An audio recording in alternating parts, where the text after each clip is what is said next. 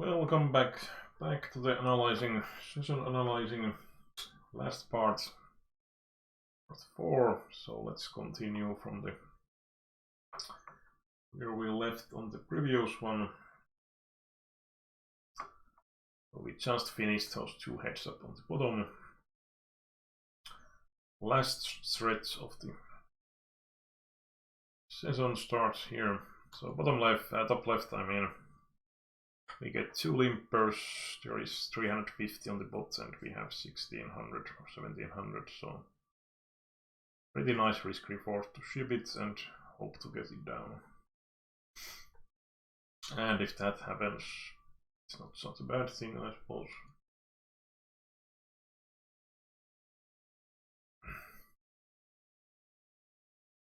On top right, I decided to just shove. We can definitely min raise as well, but I don't really mind shoving either.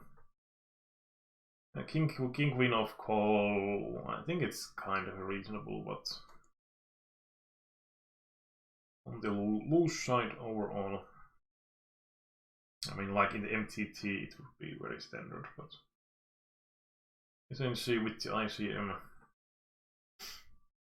it does make it a bit questionable, I would say. But not absurd by any means. And probably I might be a bit tight and would actually be very standard call.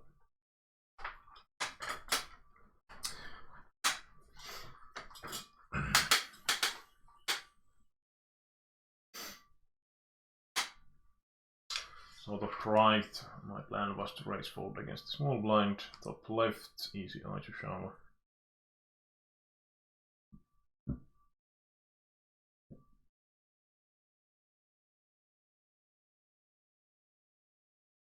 And top right, we are going to be pot committed with those pot odds. I'm never that happy to call with those crappy offsuit AX. But the question is it still going to be better to min raise and go with it? Top right, that's kind of a weird shove. I think most of the time it's probably going to be some form of small to medium pocket pair. And like, of course, if we are sure that we'll land, like if the will land would show here that he has pocket fives, we should be folding. We basically don't want to be flipping with the ICM side, but the question is, can we discount that he has like ace 10 or king queen or something like that some portion of time? Probably not so. And like, it's very rare that Villain has kings plus here. So we did see one guy shoving pocket aces 20 BB from the bottom. So he had ace queen here. And that is such a bad play, because I mean, if you choose between shove and fold, then obviously shove, but man,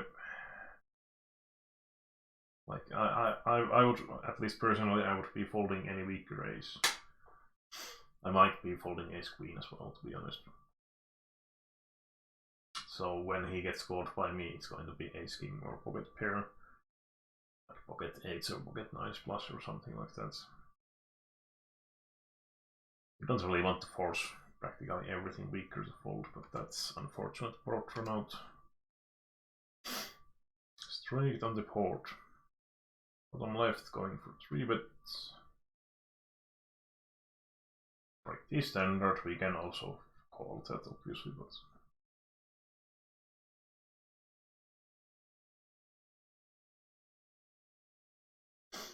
and top right, the plan is to raise call pre-flop.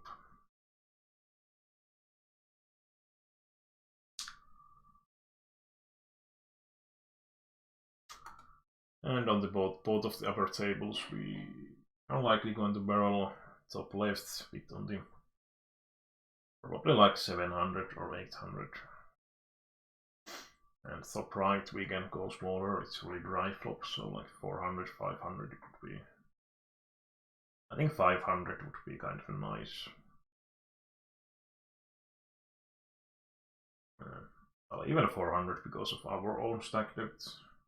Because if we make 400 we lane call, it's going to be like 1400 to 2000 pot, so yeah, I like that sort of sizing. And he shoves, so we snap call. And the interesting question from Will Lane point of view is that what should he shout here, or should he shout anything?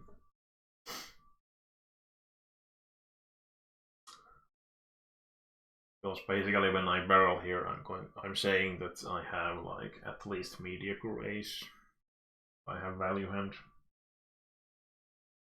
So if he has like ace 8 here or something, it doesn't make too much sense to shove. So if he shoves here something, it should be like ace 4, ace deuce. Then if you shove those, creates kind of an issue with ranges that when you just call here, what sort of range are you coming to river and so on, but yeah. But he has ace check. And top left, what was our sizing? Yeah, that seems reasonable.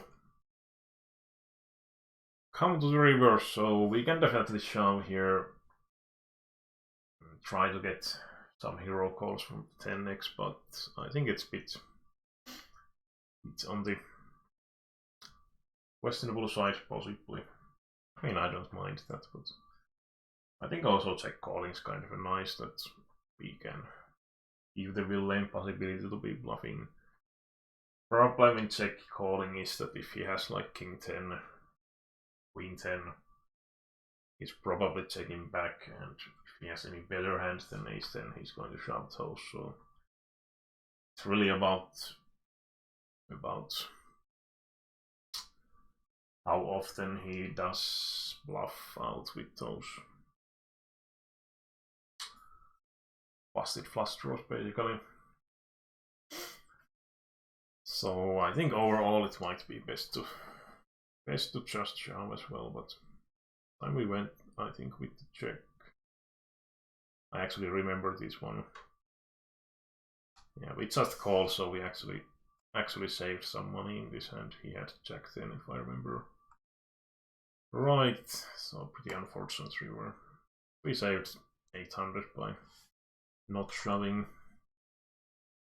I mean, he should obviously shove here. That sizing is very stupid overall, in my opinion, at least.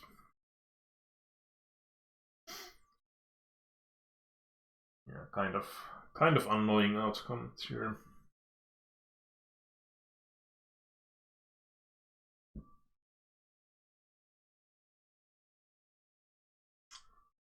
Yeah, we're shoving ace 4. I don't mind it. We could also min raise and fold actually against both of them, I think.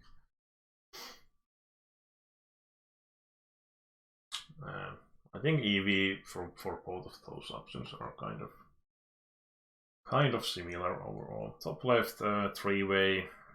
I decided to just fold to both sides bet. Which I think is very standard. Bottom right, in interesting spots, we have two overcards, double gutshot, backdoor flush draw, and it's 5-way family pot. So I think we want to be fairly straightforward here and just bet out like mainly 2 pair plus and some good draws, but I think queen 10. Like if I had queen 10 of spade here, I could definitely see myself just leading here, but I think this is kind of a too weak draw to be getting wild in such 5-way, but so we just check and see what happens. Try to get cheap turn. And now we hit top pair, which is kind of questionable improvement. And now the Tontine guy is basically saying that he has the straight. Or at least 2 pair or something, so I think we can fold out here. If there is like, the jack is basically only really good cards that we can hope to hit. And even if it's jack of spade, might be a bad thing, so Ace 5, that's kind of a weird one, but the other guy had top 2 pair. I mean, if you lead the Ace 5 on the turn and you have the Ace of Spades, you should probably be shoving the river and try to represent the straight and flushes.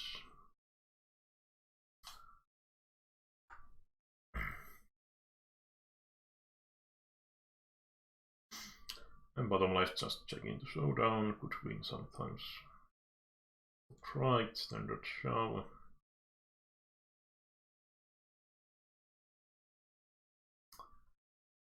Not a good ending though. Yeah, bottom right we are fairly deep, almost 40 BB, so I didn't want to be 4-betting and stacking off. It's not unreasonable option, so especially if you have a read that will end this. He's very pretty physical. And top left, I'm just going to be snap folding that most likely. I mean, usually if we played SIP EV, we would definitely call or even shove would be better than folding probably, but in that stack situation in direct bubble, we just don't want to get involved. And that is kind of a usual situation on the top left, that we are pretty handcuffed. Okay, bottom right, we decided to bluff catch. And I don't know. I mean, sizing was kind of a small, but and he just min bet the turn. Well, it was with those bottles. But once again, when people take those check flop bet lines, they just tend to have something at least, so.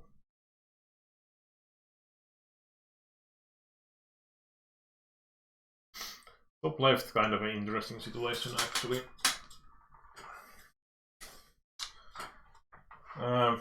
I think I would usually limp or just open fold. Min raise. Problem is that small blind would be shoving pretty wide and open shoving. Well, I think open shoving would probably be. Let's actually check that. I think in S-wise it would be plus EV, but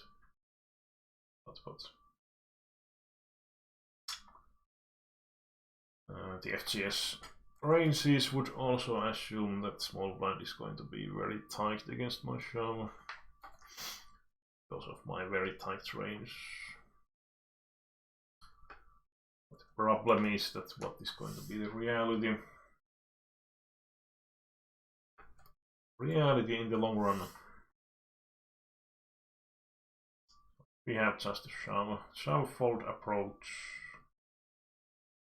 It's not even shove here.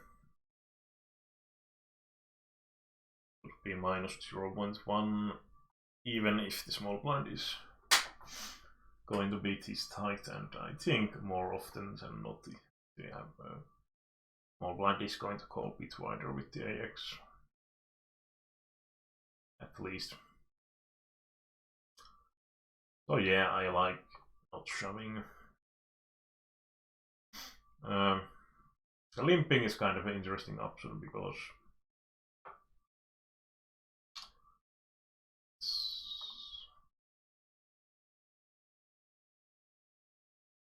yeah, we have to use the advanced.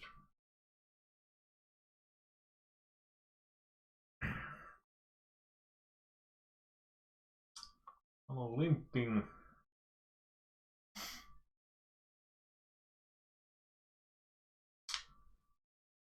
And just remove that.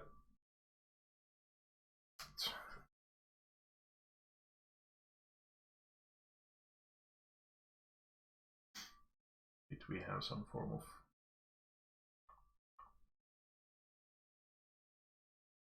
yeah, I forgot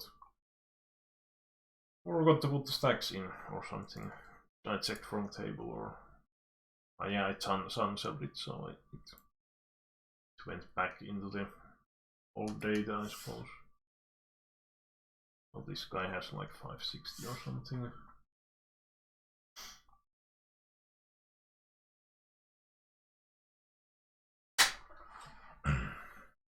we allow limping.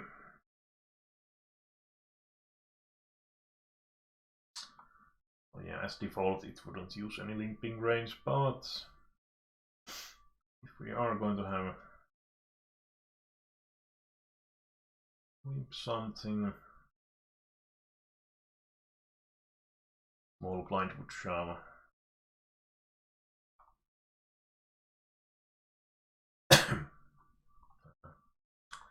That's the issue.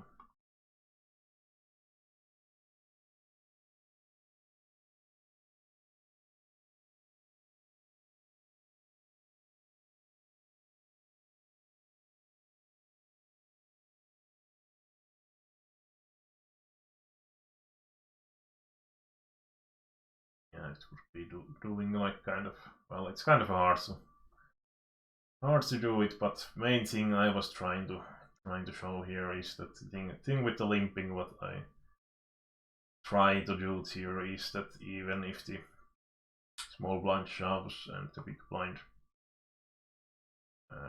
calls here, you can then possibly overcall a bit wider, but the queen then, depending on the small blind range, like if we have a read, like I know one reg who was shoving like any two if you limped here. Let's say that people have a read that the guy is going to have like 75% of range if we limp. Then it would create kind of interesting overcall situations if the big blind is calling. If the big blind is folding, then we basically have to fold almost everything. So that's the difference. If we get three-way all-in, we can call 12% with these assumptions, and just heads up against the tip leader, it's just 1.4%. But yeah, that's the kind of thing I'm probably going through if I decide to limp. I'm not sure about that, but well, we flop kind of a nice. I decided to just check back pot control. I'm probably going for delayed bet if they check again.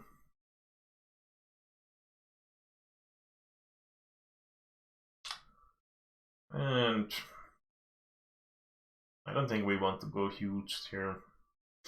Like half pot or something would probably be the decent option. Oh, he shoves. Well, we are obviously calling single nuts. Curious to see what Willian has here, so 8-10. So he understood that he probably is not good, so he decided to bluff shove without the spade blocker either. Kind of a ballsy play.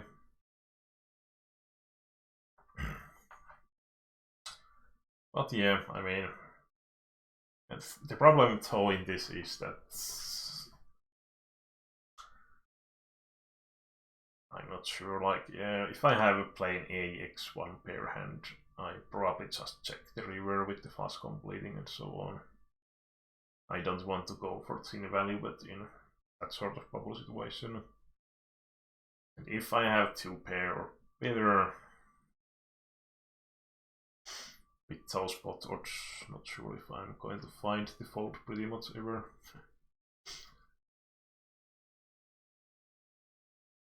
I mean, it would be kind of a nasty spot to have like ace-9 here overall with the flush completing, but yeah, with the flush obviously very easy. Very easy call, and if he has the nuts, then so be it. Bottom right with the fairly deep or decent implied value, I think we want to call. The issue is the cutoff, who might be shoving now. Doesn't, then we actually hit the straight, and now we'll then shove the 3x pot, so happy days. King Jack. Quite a big overprotection here. Yeah, avoid that sort of stuff. So deuce 5. Yeah, I mean it's not horrendous at least. Close to break even or somewhat plus EV, I suppose. Might be a bit minus EV, but I mean, not much of a difference, I suppose. And top left wheel lane was sitting out for the moment. We had ace jack, king 10 suited. We are going to ISO raise. I hate using ISO raise when we are heads up, so just raising the limp. And just using small c-bet on the top left.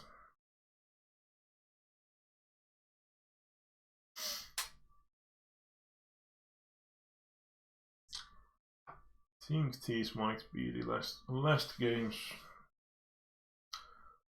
Top left will lane 4 X's. I don't remember this guy using such sizing, but ace 9 is just too strong. So yeah, I'm going to shove here and steer and hope we are not in some form of setup, and that is such a silly line to take.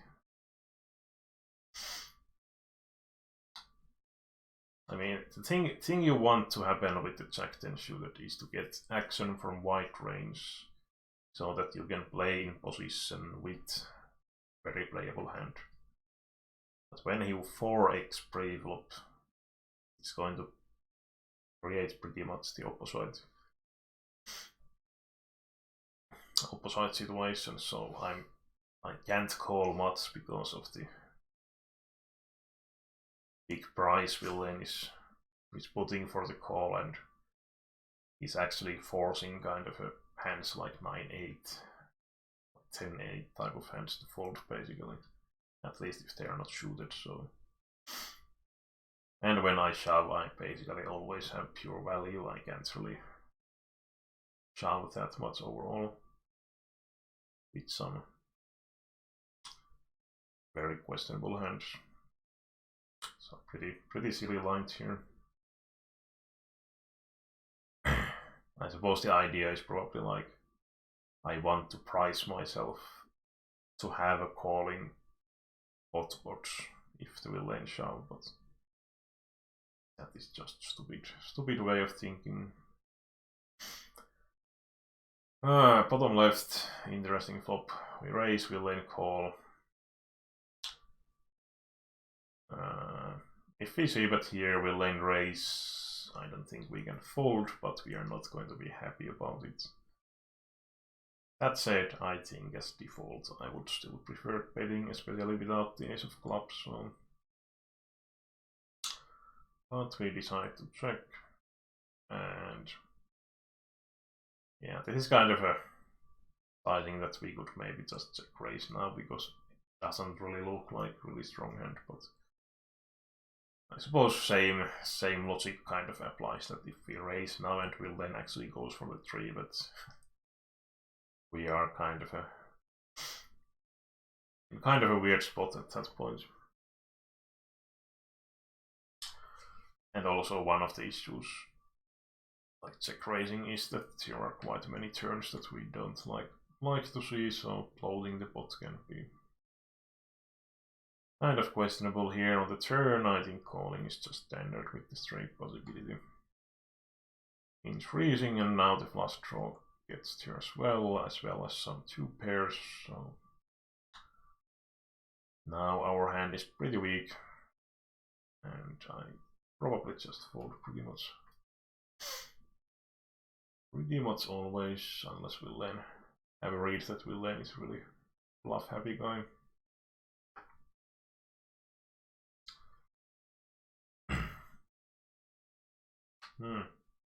Ah yeah, it was open raise.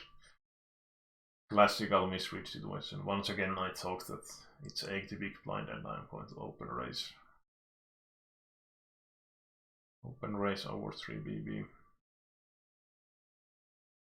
It's so easy to misread with small blind missing. Bottom right, I think there was like open raise or limp and min raise or something.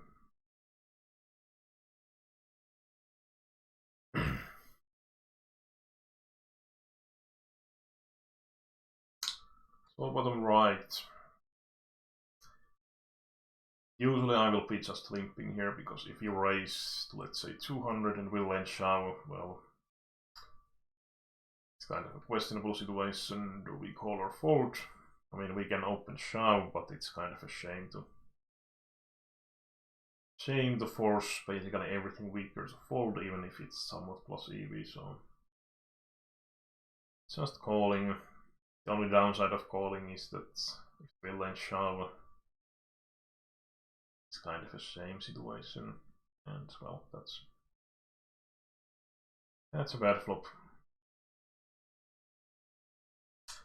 We bet small, so we probably call. Interesting on the turn, should we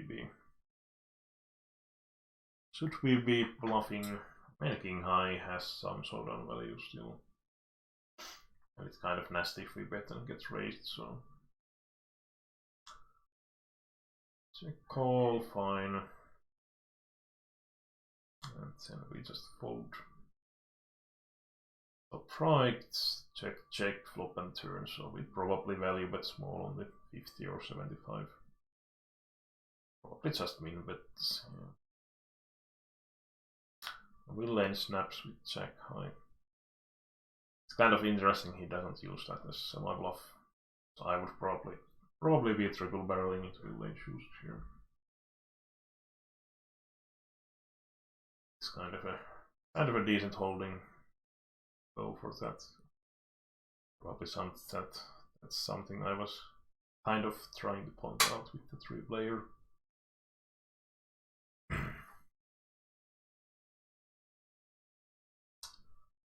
Bottom right, probably raising. I don't think this guy is going to limp 3-bet. But that's always something you want to think about. Those situations, that's what is the chance that Villain is going for limp 3-bet, because some, especially Reki players, might be planning to do that quite often. Especially when you get like 20B plus, and let's say 15 to 25 BB effective stack depth range.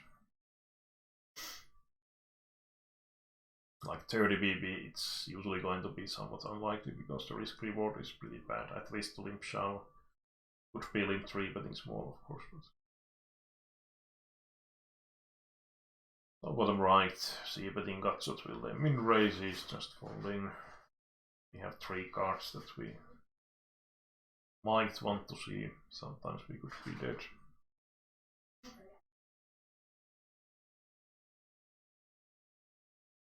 Top right, if the villain check third time, we might go for it, but he bets, so.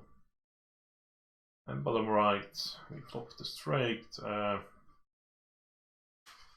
don't hate leading here, but well, leading or check raising, I suppose.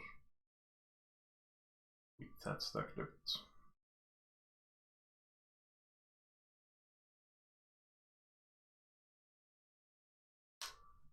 I mean, flopping the flush is fairly hard thing to do, so.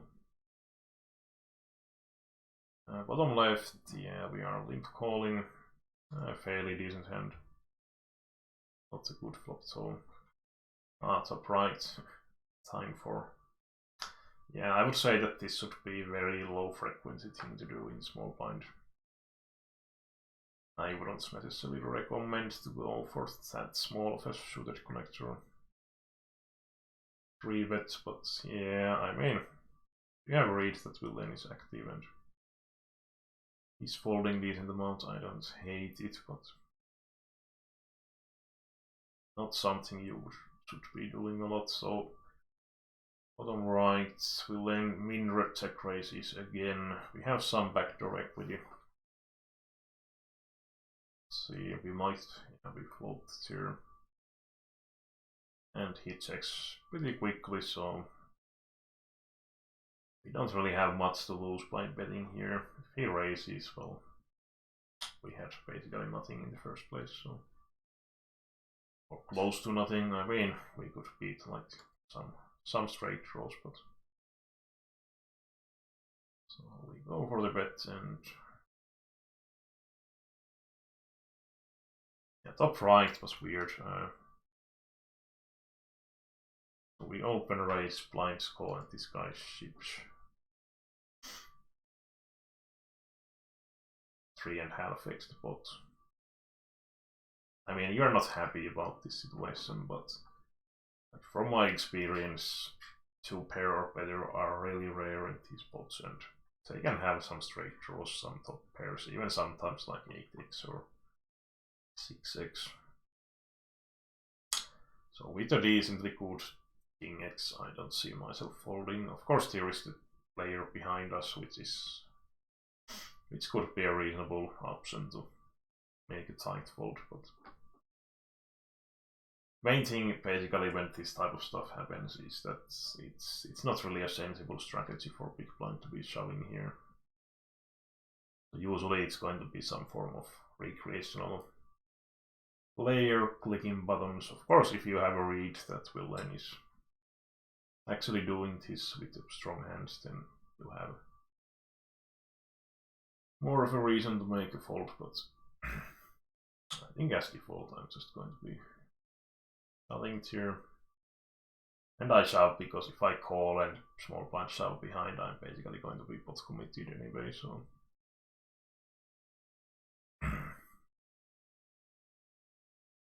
this time the villain actually had top 2, which is pretty rare thing to happen. And bottom right we've made the float and stabbed the bot down.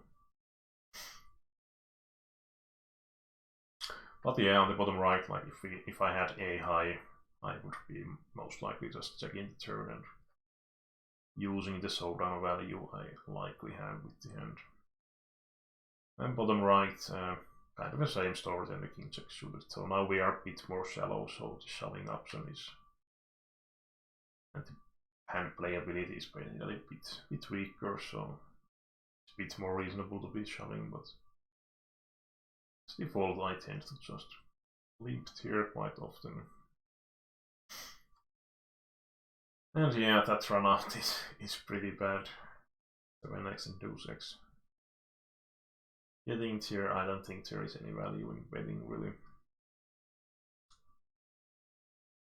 And turn 7 pairing is bad card, so I went for the check call here, and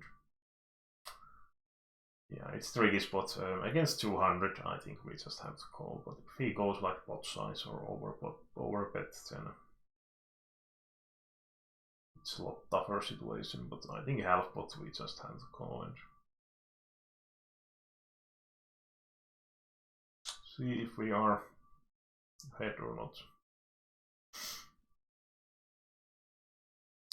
But like in that spot, when you decide to bet on the villain shoes, I mean, it has been limped, so you have deuce x, you maybe check behind 7x sometimes. But anyway, like Western, like if you are actually going to be value betting mainly flushes or flop flushes that use low blade or the full houses, then I think you want to go for the bigger sizing, at least the pot size.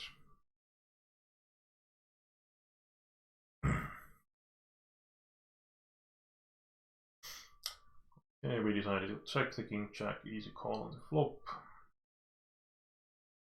And probably going to call the turn as well. We could be good, top right, nasty turns here. And if he triple barrels, I suppose we are giving up. And just checking, I mean, we can beat some busted draws. Pocket pair. That's kind of interesting on the river. That was his plan to check call or check shove. A limp call or limp shove if I raise the king jack. I almost folded top right, but I probably thought that the big blind is playing fairly passive, so I can get away by raising that. if I thought the big blind is like a good flaggy reg, then I would definitely just open fold 0.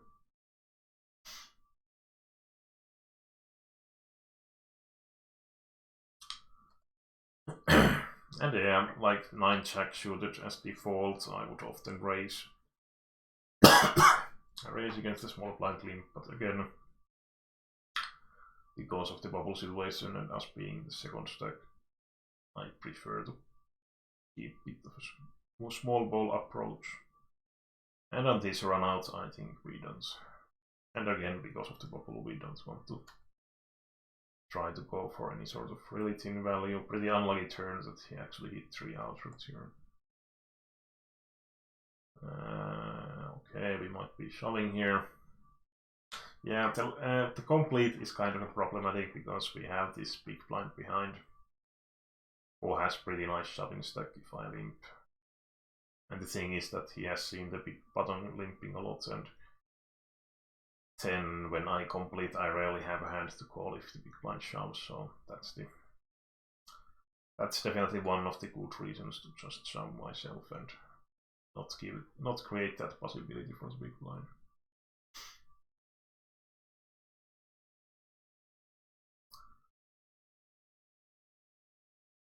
And queen jack shoving.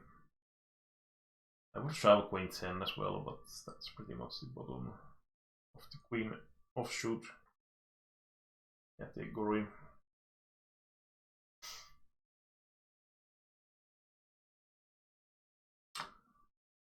So we have like 10 minutes roughly of the recording.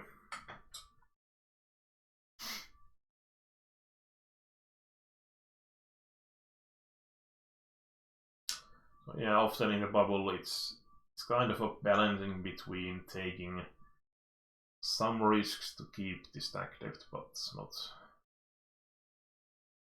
not going too wide, especially when you are like clear second stack. Like if you totally shut down, then there is quite a good chance that the small stack gets chance to get back into the game over your stack and so on. But top right, we have 2 pair pretty drawy boards, so we are probably going to raise to 400 or something like that.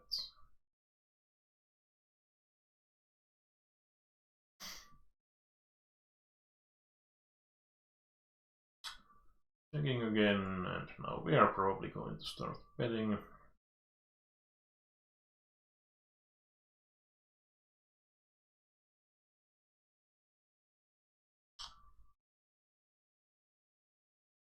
And left table we can mix between limp call and c-bet.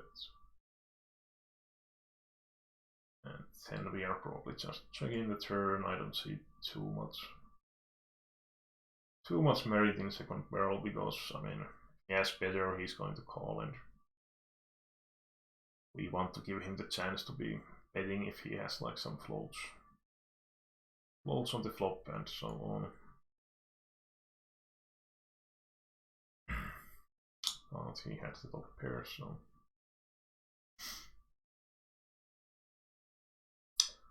club, and we got here standard shove, obviously less than 10 BB as well.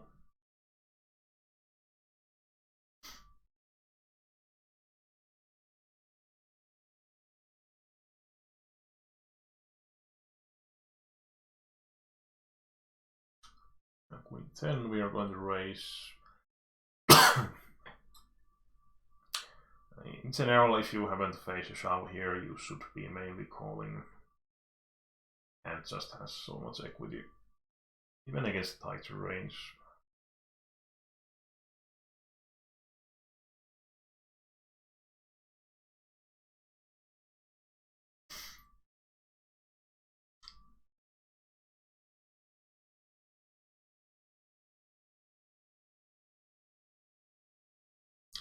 And with the king high, I'm just trying to check the showdown if possible without improving. No point really. Start bluffing.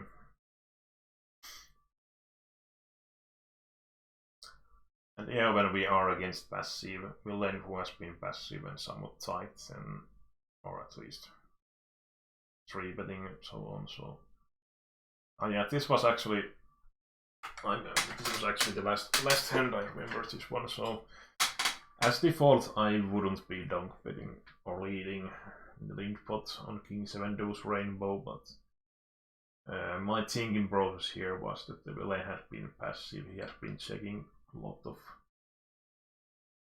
flops. So when we flopped the 2 pair against this sort of player, we would happily get the big pot, but against this sort of player, we just kind of have to usually do the betting ourselves. So I just min bet the flop, go for fairly sizable here, try to get value out of some king x, 7x. Maybe he has some 10x. Could have like queen jack or some ax, ace jack, ace queen even. And now on the river, it's interesting spot, so that's kind of a spoiler already. Sizing I'm going to use, but when I bet flop, his range can be fairly wide to call them in bet. But when I go 3/4 of the turn and it's still rainbow, and I think he was basically snap calling here. I think his range is going to be relatively king x heavy, possibly some 10x. So I was thinking that, okay, well, if he has the king x, he probably won't be folding to any sizing. And we are blocking 7x, so that's a bit less likely. The deuce x, but I don't think deuce x is going to be probably calling the turn most of the time, so I was just basically aiming for the max value against the king x here. And you could of course say that is there not danger that we are forcing weaker hands to fold and mainly better ones call, but I think against this guy I had kind of a feeling that he's not going to fold any king x anyway. But if you are in the villain shoes and you have like king jack here, you should really think about what am I beating value hand and what are the bluffs of my opponents, and it's really tough to have to even think like what hands we could be bluffing here, like maybe some sort of 8-9 suited or 8-6 suited would make some sense. Or some deuce x turned into bluff or something, but I think a lot of people, especially for shoving 2x pot, it's just going to be I wouldn't be shoving here ever as a bluff. But the thing is that against as default I would basically never be leading the flop in the first place, so it's kind of out of the box line from the get-go on the flop. So I don't really care about having no bluffs in my line. So I talked here, yeah, ship it, and the villain actually snap calls queen 10. So if he's calling even that, then we definitely don't have to worry about not getting enough weaker hands to call.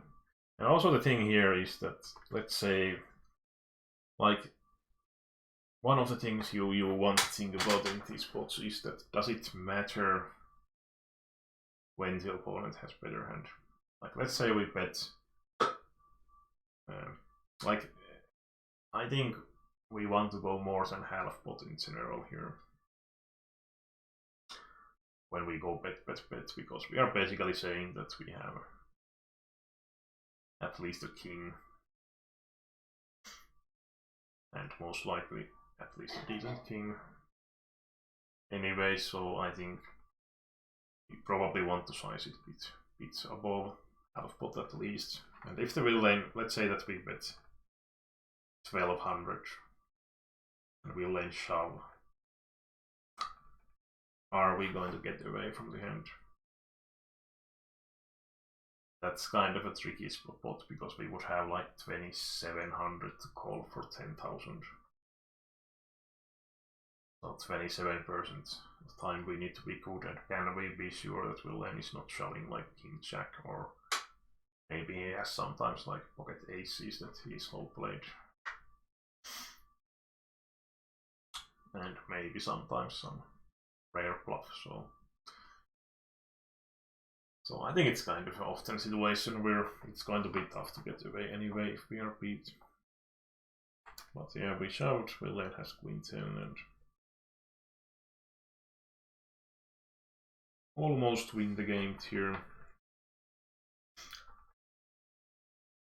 As the Wilhelm get come back here, he doesn't, we actually flop 2 pair. That's always a great feeling when you lose a big pot and then next hand you get big pocket pair. Might be that I went through some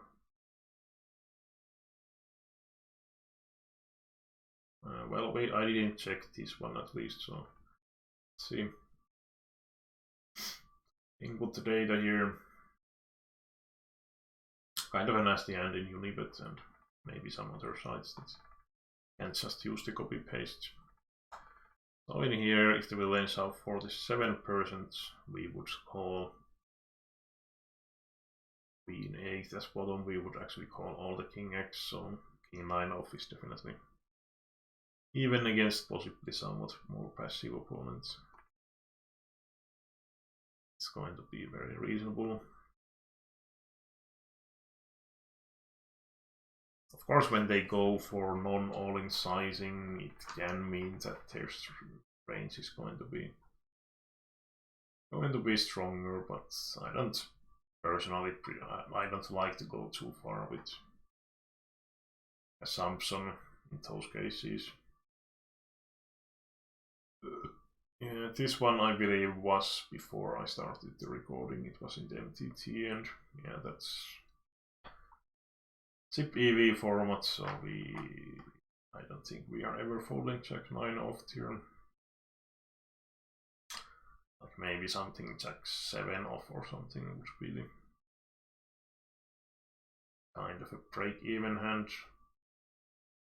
Would be my assumption. Okay, Jack 7. Jack 7 would be a reasonable fold, but I really like that kind of a plot thing in the holding resources that you can easily check the break-even point and no need to be adjusting and checking and so on. So that's basically the break-even point if the Wilhelm shove 37%. And if you think it's like 6 BB, SIP EV, the MTT, I think it's pretty tough to find a opponent that is not shoving that sort of range.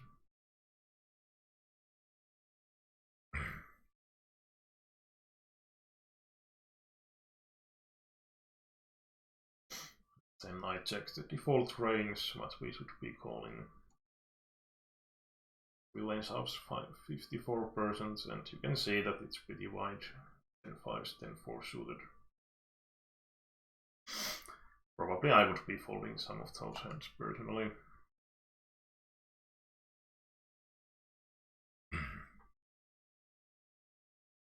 That was the end of that, so thanks for watching. That was the four-part